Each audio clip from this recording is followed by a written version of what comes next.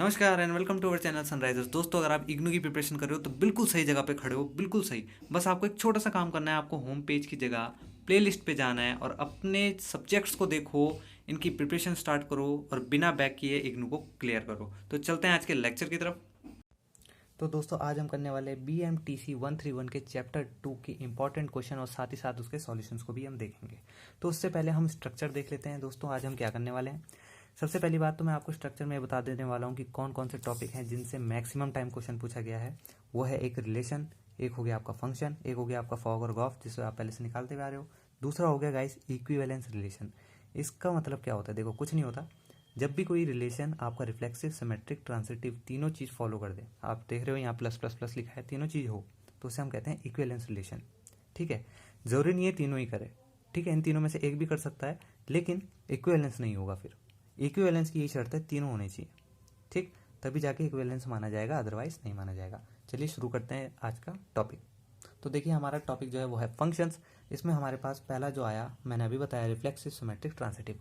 एक एग्जांपल के थ्रू इसे खत्म करते हैं। वैसे तो आपने प्रीवियस जो क्लासेस है उसमें पढ़ा होगा ये होता क्या है। अगर आपने पढ़ा है स्किप कर दें वीडियो को, थोड़ा आधे में ले आके उसको देखें। अगर नहीं देखा है तो मेरे साथ साथ चलें। एग्जाम्पल के थ्रू इन तीनों को टॉपिक को क्लियर करते हैं। मान लीजिए मेरे को क्या कह रखा है कि लेट ए आपके पास एक सेट दे रखा है 1 2 3 4 एंड आर आपके पास एक रिलेशन दे रखा है 1 1 1 3 2 2 2 4 3 1 3 3 4 2 4 4।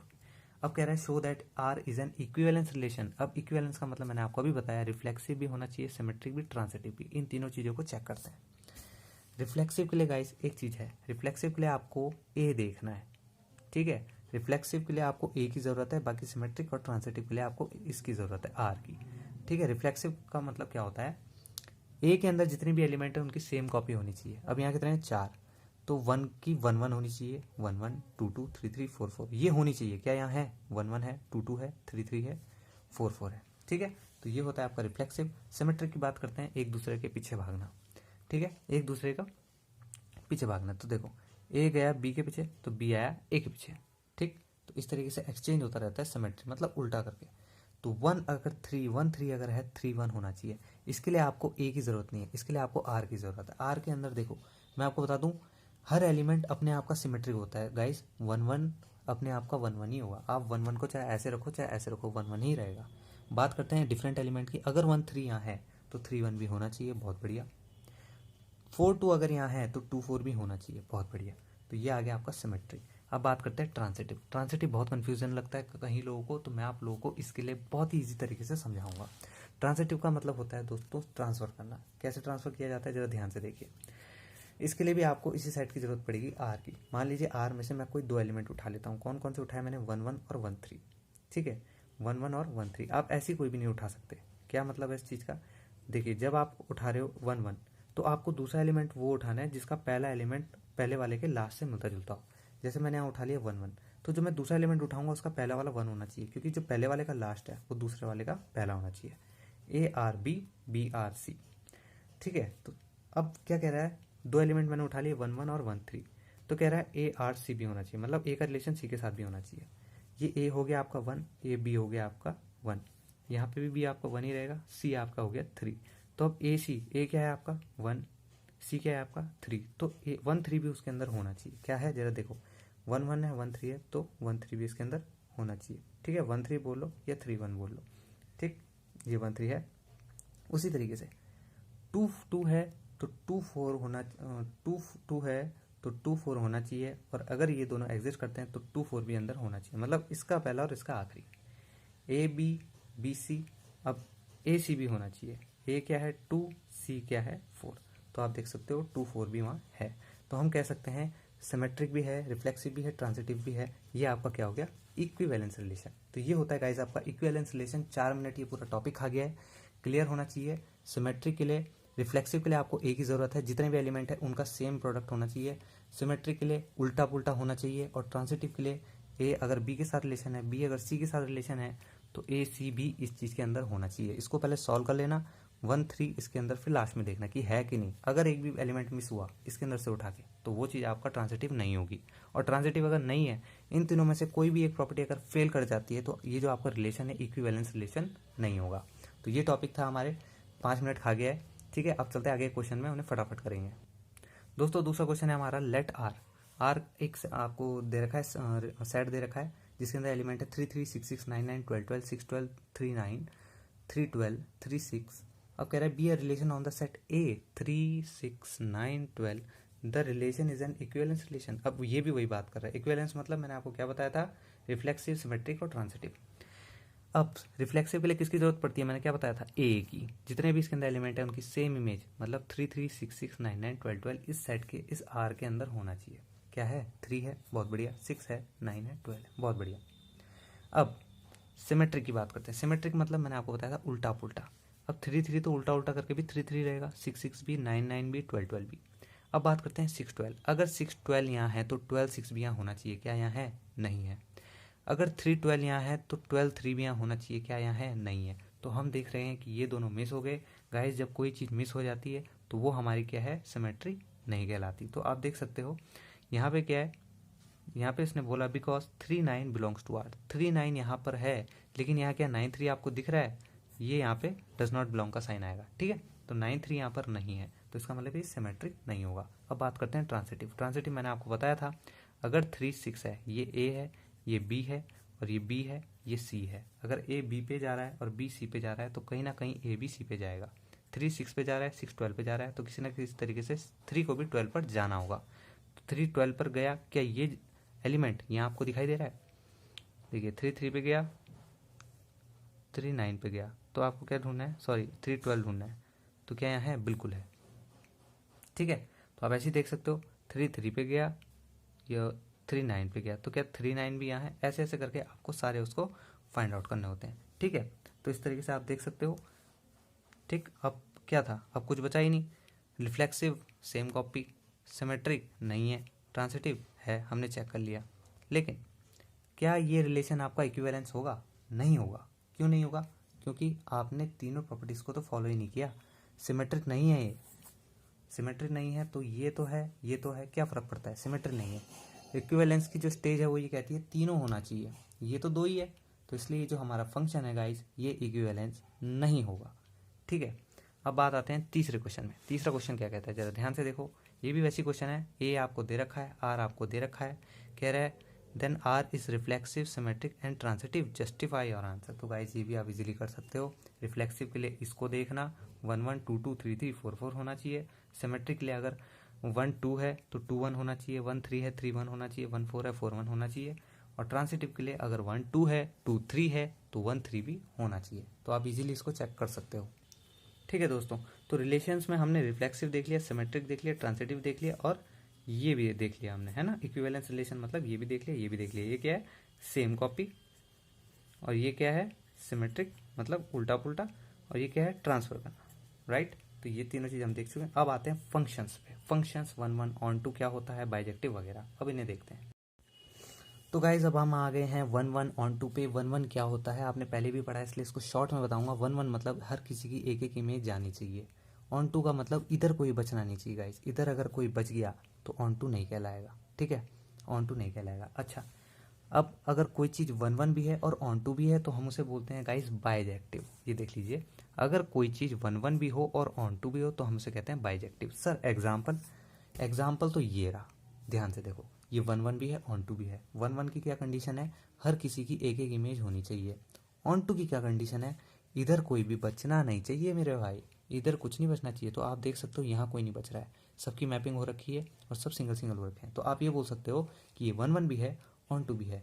देखिए ऑन टू को कोई फर्क नहीं पड़ता किसकी मैपिंग किसके साथ है, ठीक है। एक की 2 2 जा रही है, आप देख सकते हो यहाँ से 2 2 जा रही है, तो इसको कोई फर्क नहीं पड़ता। लेकिन 1 1 को फर्क पड़ता है। 1 1 कहता है भाई मैं तो एक ही लूंगा, तो 1 1 एक एक पे डिपेंड है, ऑन टू पे यहाँ कुछ नहीं छूटना चाहिए, चाहे 3 की 4 के साथ मैग पे हो जाए, ठीक।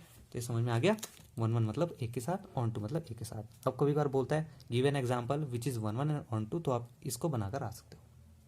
इक्वेशन में ही पूछ लेता है तो इक्वेशन भी बना सकते हो, f x equals to x, ठीक है। तो 1 1 को एक दूसरी भाषा से और जाना जाता है दोस्त, इंजेक्टिव। इंजेक्टिव कभी बार मैक्सिमम टाइम जो है इंजेक्टिव यूज करता है ताकि बच्चा कंफ्यूज हो जाए, ठीक है। तो इंजेक्टिव भी बोलता है, सरजेक्टिव का मतलब ऑन टू, और जब ये दोनों प्रॉपर्टीज प्रूव हो जाए तो उसको बोलते हैं हम बाइजेक्टिव, ठीक है। अब प्रोसीजर क्या होता है 1 1 और ऑन टू का, अभी हमने डायग्राम में देखा कि कि 1 1 इसका मतलब 1 के साथ 1 2 2 3 4 वगैरह वगैरह। ये 1 चाहे तो 4 पे भी आ सकता था, कोई दिक्कत नहीं है, लेकिन एक के साथ एक की मैपिंग होगी। तो अब इन्हें सॉल्व करने का प्रोसीजर कैसे रहता है, ये पेपर में कैसे लिख के आए कि पेपर में कैसे बताएगा। तो इसका प्रोसीजर क्या होता है दोस्त, 1 1 का जरा ध्यान से देख। गिवन फंक्शन हमारे पास जो भी दे रखा रहेगा उसकी एक दो कॉपीज आपको निकाल लेनी है, एक fx1 एक fx2। इसको सॉल्व करने पर अगर x1 इक्वल टू x2 आ गया तो आपका जो फंक्शन है वो 1 1 है। ऑन टू में क्या है, fx इक्वल टू y रखना है और इसको सॉल्व करना है। कैसे करेंगे अभी देखते हैं। तो देखो क्वेश्चन देखो काफ़ी इजी है, खाली ये समझने के लिए 1 1 ऑन टू प्रूफ कैसे करते हैं। Proof that the function f such that r to r, guys ये बहुत इंपॉर्टेंट चीज़ होती है। r टू r का मतलब real number to real number जा रहा है। Given by fx equal to 2x is 1 1 and onto. क्या ये 1 1 और ऑन टू है, प्रूफ करना है आपको। तो 1 1 के लिए मैंने आपको बोला x1 इक्वल टू x2 निकाल लेना है। fx1 क्या होगा गाइस 2x1, fx2 क्या होगा 2x2। कोई डिफ्रेंशिएशन नहीं किया इस पर, ये है फंक्शन। x की जगह x1 रख दिया, x2 की जगह x2 रख दिया, इन दोनों को रखा इक्वल, 2 से 2 कट गया, x1 इक्वल टू x2। तो जब ये fx1 fx2 इक्वल रखकर fx1 और fx2 को जब इक्वल रखने पे आप सॉल्व करने के बाद अगर x1 इक्वल टू x2 आ जाए तो उस फंक्शन को बोलते हैं 1 1, जो कि हमारा आ गया। ऑन टू के लिए क्या करना पड़ता है guys, fx equal to y 2x equal to y x equal to y by 2। मतलब fx को y के इक्वल रख लो, जो भी आपका फंक्शन है उसे y के इक्वल रख लो, उसके बाद उससे हमारी x की वैल्यू निकाल लो।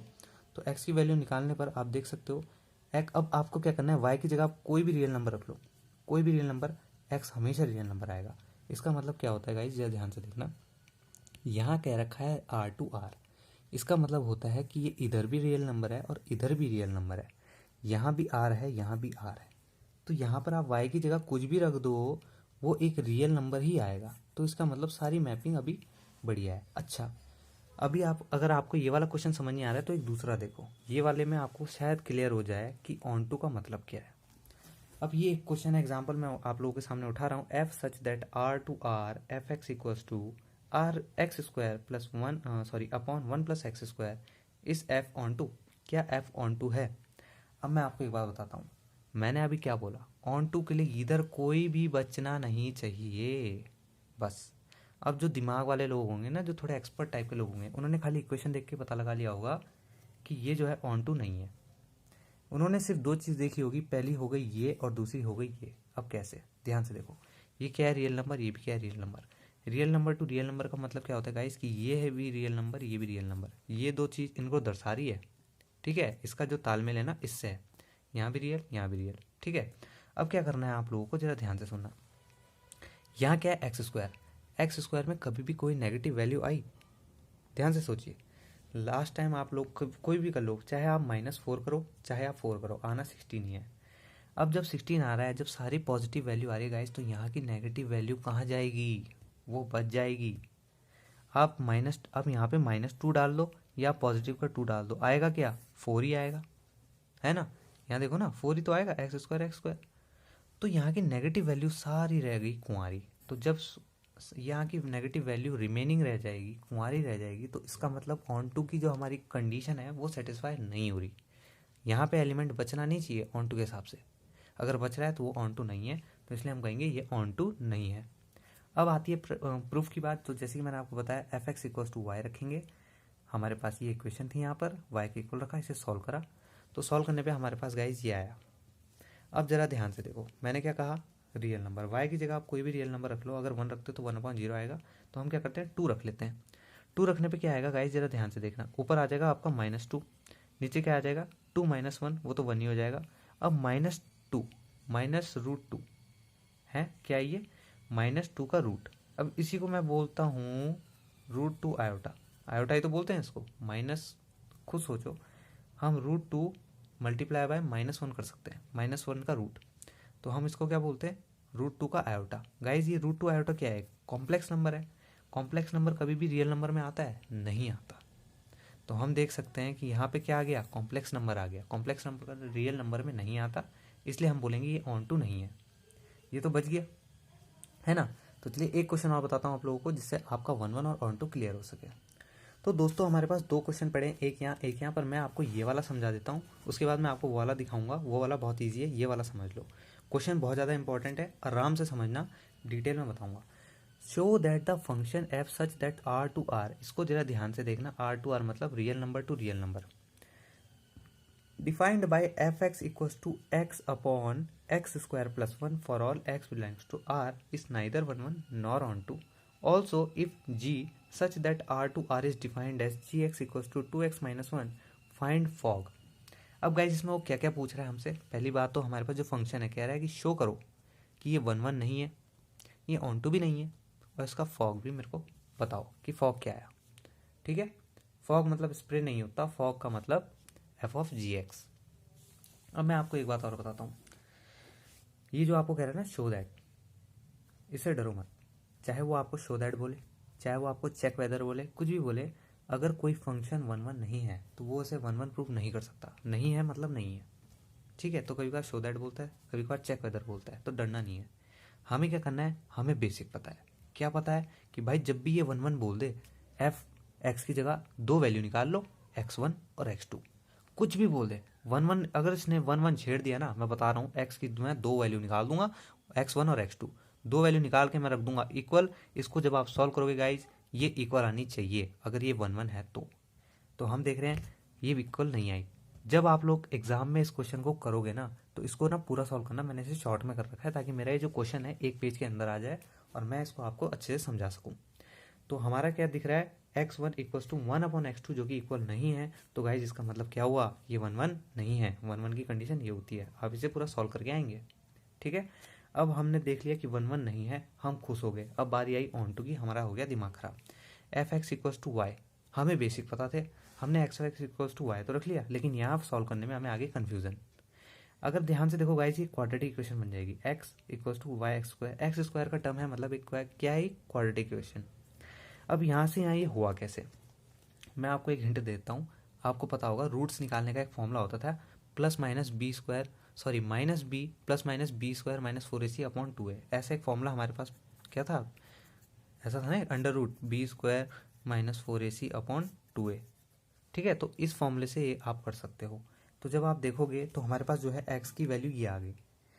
अब देखो दोस्तों, एक्स की वैल्यू आ गई, हमारे पास दोबारा नेगेटिव आ गया है, और आप खुद सोचो, आप कोई भी वैल्यू रख दो रियल नंबर की, यहाँ वाई का स्क्वायर है, क्या है, वाई का यहाँ पे स्क्वायर है, नेगेटिव भी पॉजिटिव हो जाएगा, पॉजिटिव भी पॉजिटिव ही रहेगा, लेकिन यहाँ पे नेगेटिव है, वो नेगेटिव बन जाएगा, और जब जब वो नेगेटिव रहेगा, चाहे माइनस टू हो, चाहे माइनस फोर हो, चाहे माइनस सिक्स हो, ये क्या है, कॉम्प्लेक्स नंबर है, और कॉम्प्लेक्स नंबर रियल नंबर में नहीं आते। तो ये जो हमारा होगा गाइस, ये ऑन टू भी नहीं होगा, ना ही वन वन होगा, ना ही ऑन टू होगा। अब हम निकालते हैं फॉग। फॉग क्या होता है भाई, बचपन से निकालते आ रहे, एफ ऑफ जी एक्स की जगह वैल्यू रख दी, ऐसे आ जाएगा। आप इसको पूरा सॉल्व करके आएंगे, मैंने डिटेल में नहीं लिखा है, मैंने शॉर्ट में लिखा है। तो आज हमने क्या पढ़ा गाइस, आज हमने इन सारी चीज़ों को पढ़ा। पहले हमने रिलेशंस को देखा, उसके बाद हमने वन वन और ऑन टू देखा, फिर हमने फॉग और गॉफ देखा। इक्विवेलेंस का मतलब रिफ्लेक्सिव भी हो, सिमेट्रिक भी हो, ट्रांजिटिव भी हो, और बाइजेक्टिव का मतलब वन वन भी हो और ऑन टू भी हो। ठीक है, तो इस क्वेश्चन को कर लेना, ये काफ़ी इंपॉर्टेंट क्वेश्चन है। अब मैं आपको ये वाला दिखाता हूँ, देखो ये वाला कुछ नहीं है, सेम एज इट इज उसी की तरह क्वेश्चन है, बस में बोला गया है कि वन वन और ऑन टू नहीं है, इसे प्रूव करो बस। ठीक है, आप देख सकते हो। ठीक, तो आज के सिर्फ इतना ही, धन्यवाद।